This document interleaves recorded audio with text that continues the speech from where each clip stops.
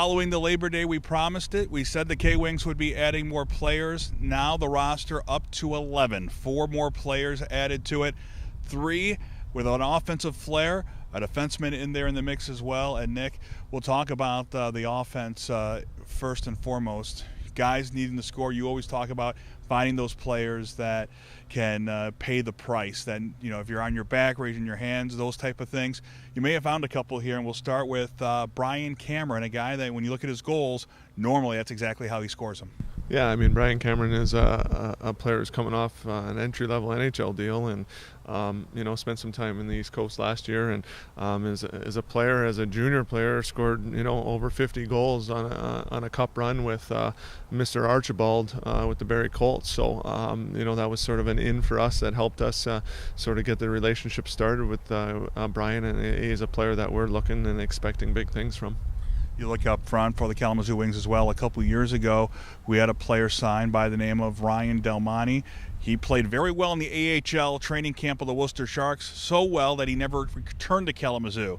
A couple years later, we're hoping that he actually does make his way to the zoo as Ryan Del Monte has signed once again. Well, Ryan Del Monte's got championship experience, and he's not classified as a veteran, but would certainly have that leadership role. And a guy at this level who, when he plays with that physicality and uses his size well, is going to be able to produce numbers. He has to play with a little bit of grit and a little bit of fire, and not just rely on his skill to create himself some more space out there on the ice. But someone that obviously character-wise is very, very high.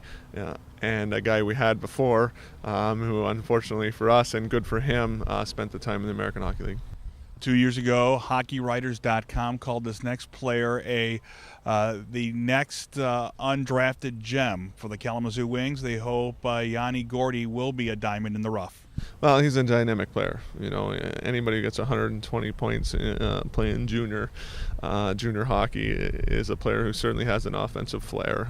He played in all different situations, from first line, second line, third line, fourth line in Worcester.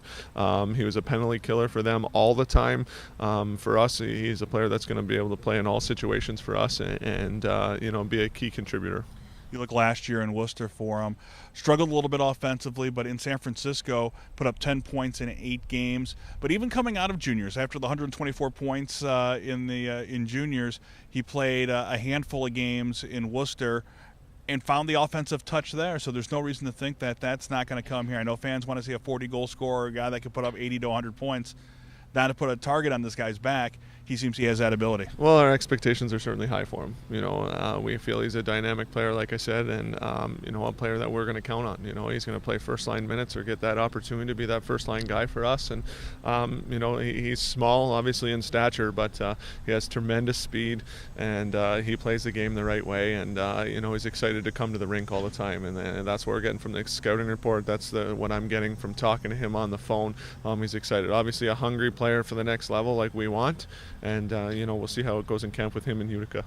When you look at the offense, we talked about that, but we also have a defensive player in the mix as well. And normally when teams give you sob stories, it's not good news. But for the Kalamazoo Wings, Ian Saab is a guy that they hope that can live up to 6'2", 192 pounds. Yeah, I mean, Ian Saab's obviously a defenseman who can move the puck and make those first passes, but clears the crease out, clears the front of the net, is a team first guy. He's a shot blocking defenseman.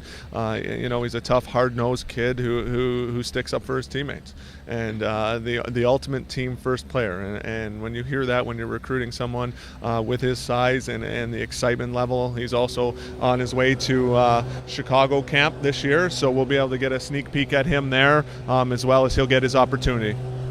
Well, you look at coming into it, when you look at the situation for the Kalamazoo Wings, I don't want to put, again, maybe a little too much high praise saying he's a Harry Young type S player, but a guy that has those same kind of characteristics, a guy that can drop the gloves, a guy that can do whatever, but a guy that can definitely be an all-around player and being more than just a guy that drops the gloves. Yeah, I mean, he's obviously, because of the way he plays and his competitive nature, there's going to be times where he does drop the gloves. We don't want him to come in here and think he's got to do that 30 times.